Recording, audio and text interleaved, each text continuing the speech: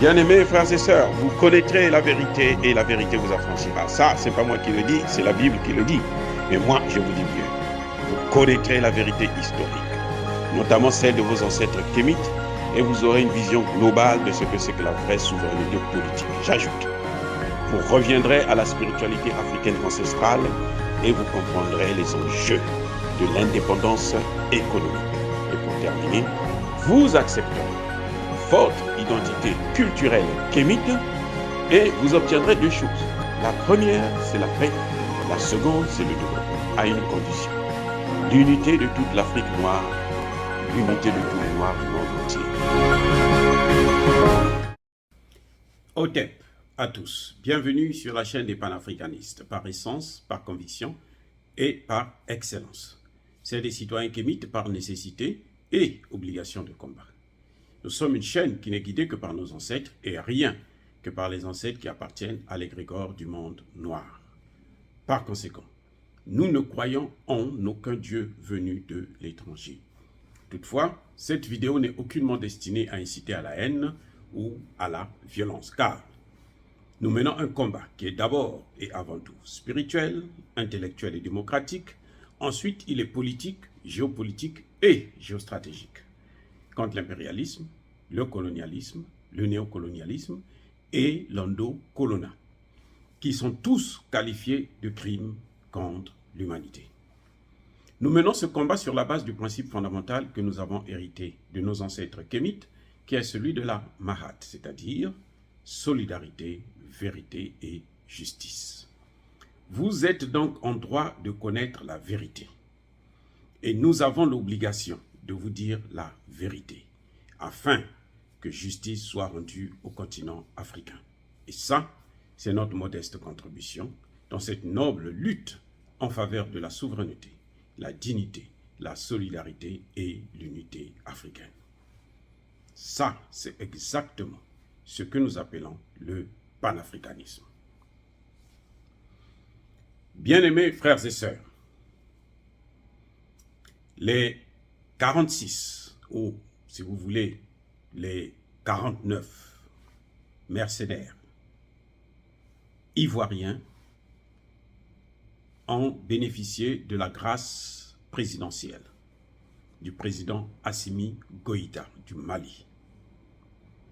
Ils avaient été quelques jours auparavant condamnés par la justice malienne à 20 ans d'emprisonnement ferme pour les 46 mercenaires qui étaient restés, et pour les 3 dames qu'on avait libérées quelques mois auparavant, elles ont écopé d'une peine de mort. Mais, on a beaucoup parlé de cette affaire. J'ai écouté les uns et les autres, j'ai beaucoup réfléchi pour savoir, mais qu'est-ce qui se passe exactement? Pourquoi le président Assimi Goïta a décidé de les libérer? Et que gagne le Mali et que gagne la Côte d'Ivoire, que gagne l'Afrique? Le Mali peut bénéficier de la reprise, de la suite des sanctions qui avaient été infligées illégalement, illégitimement.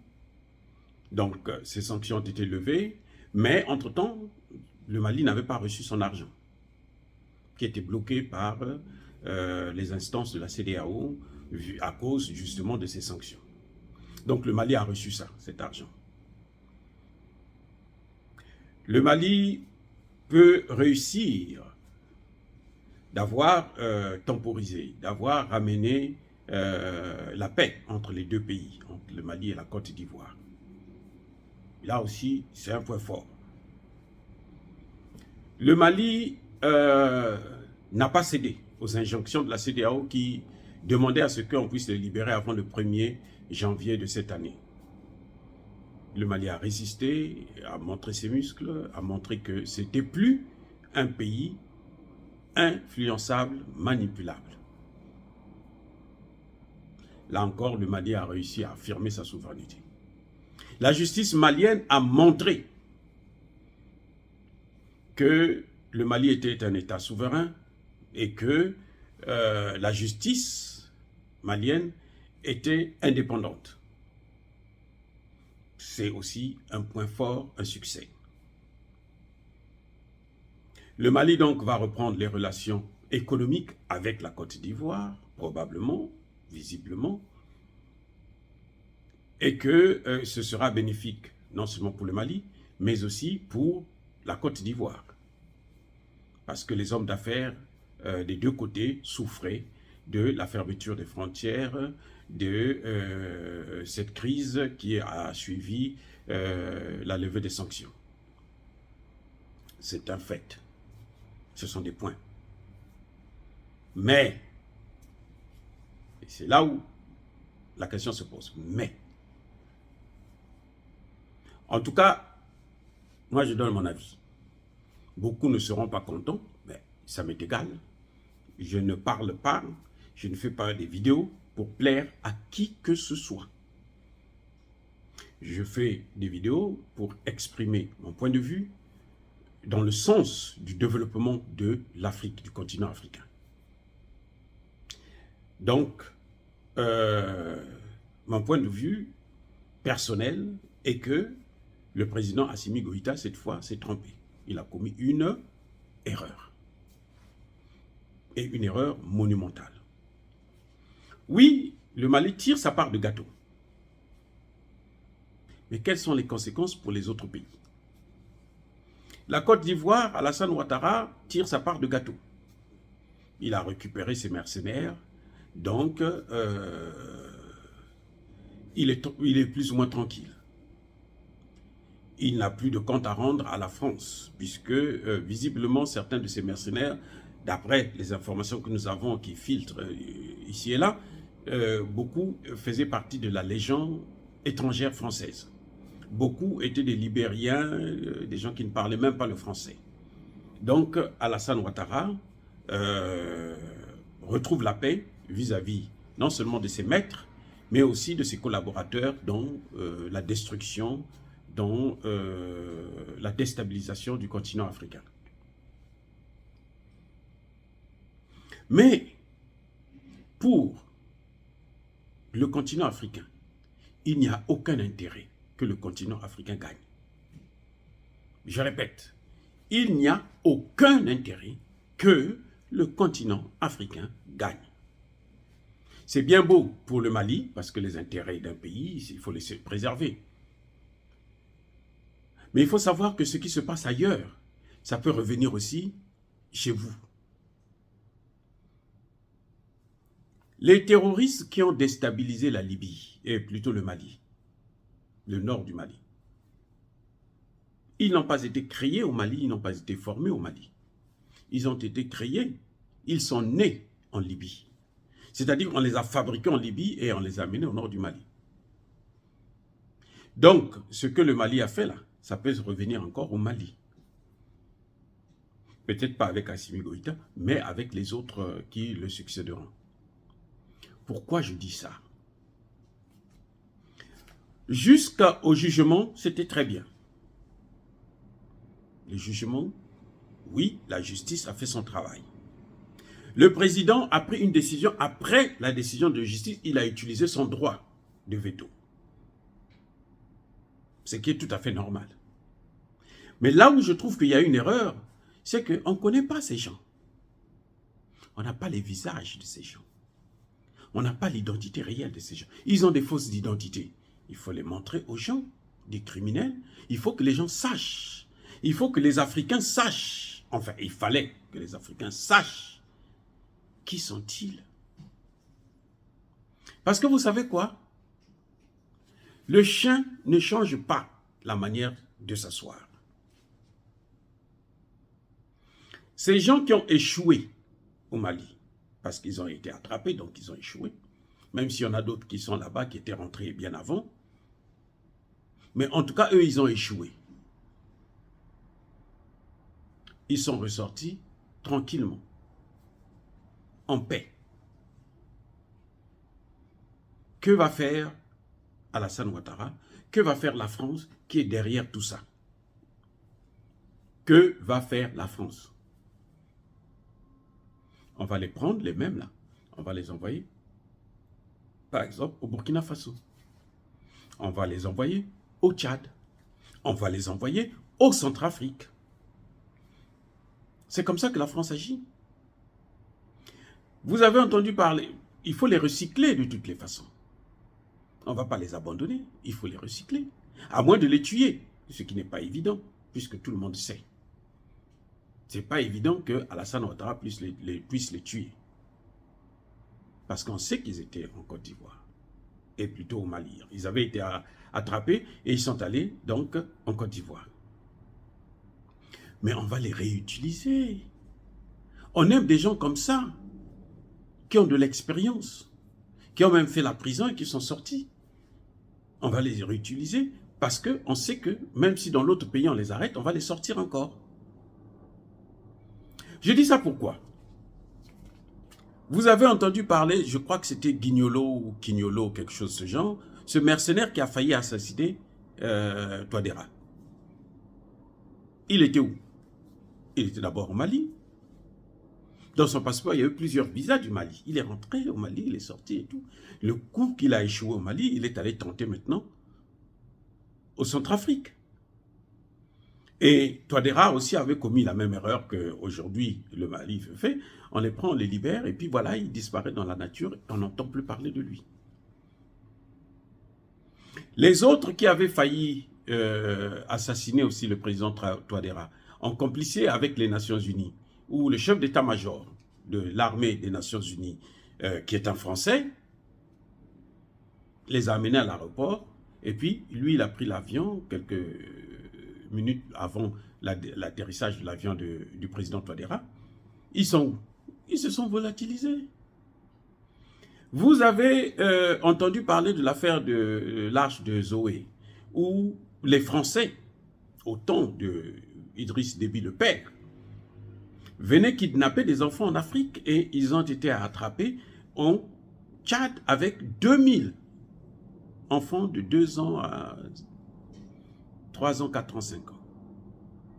Des enfants qu'on amène en Europe pour prendre le sang, prélever les organes, ou bien utilisés comme des cobayes dans la fabrication des armes à destruction massive, des armes biologiques, hein, des maladies qu'on peut venir injecter en Afrique et puis massacrer les Africains.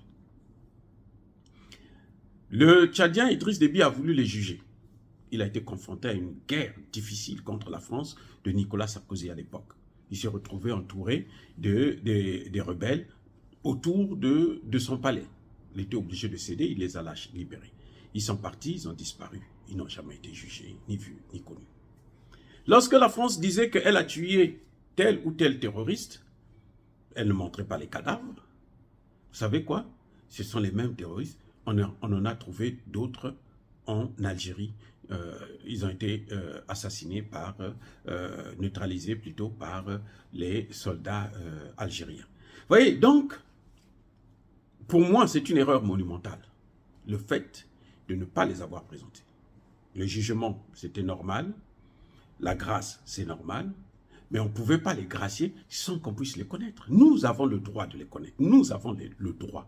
Parce qu'ils ne sont pas venus pour tuer seulement Assimi Goïta. Ils sont venus pour tuer un peuple, pour tuer une nation, pour tuer le continent africain. Ce sont, pour la plupart des Noirs, certes, mais ils sont venus pour ça. Alors il fallait qu'on nous les montre.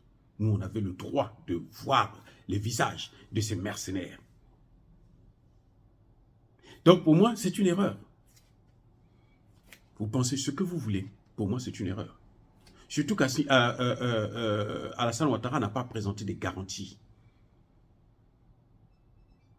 Il y a, comment on appelle, Madame Ballet qui est encore en prison. Parce qu'elle était partie voir ces mêmes mercenaires. Pourquoi on ne la libère pas? Le fait seulement d'être parti au Mali et d'être revenu, on l'a pris en la future prison. Il y a des docteurs, des gens qui ont fait des hautes études supérieures, qui sont docteurs, qu'on a mis en prison juste comme ça. parce qu'ils revendiquaient leur intégration à la fonction publique, ils revendiquaient le travail, ils voulaient se mettre au service de l'État. On les a pris, on les met en prison.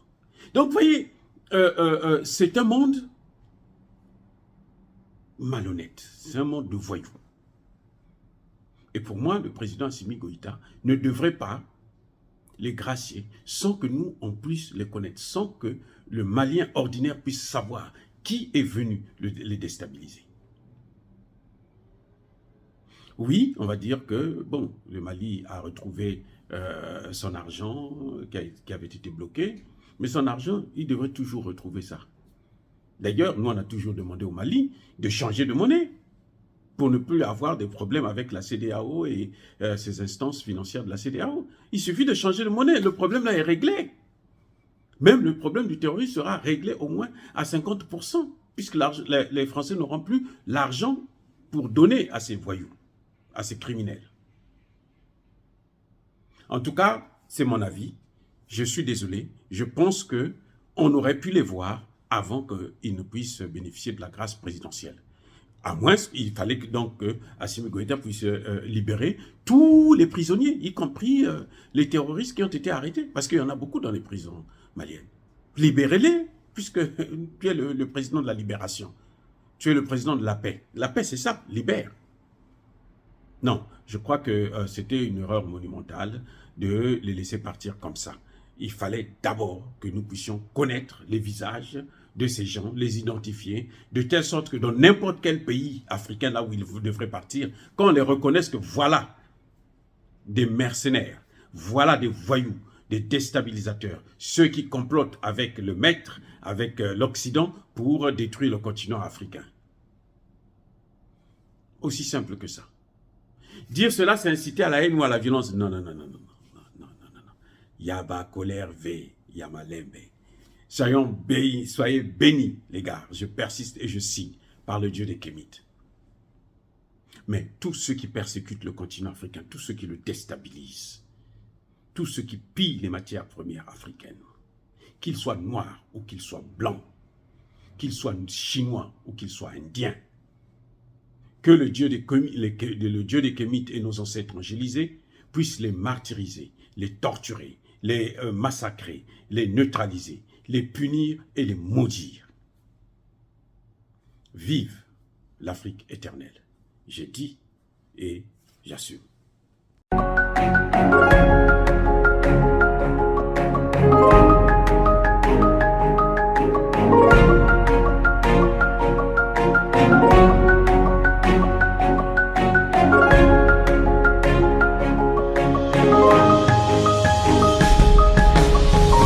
Eux, ils marchent par la foi et non par la vue.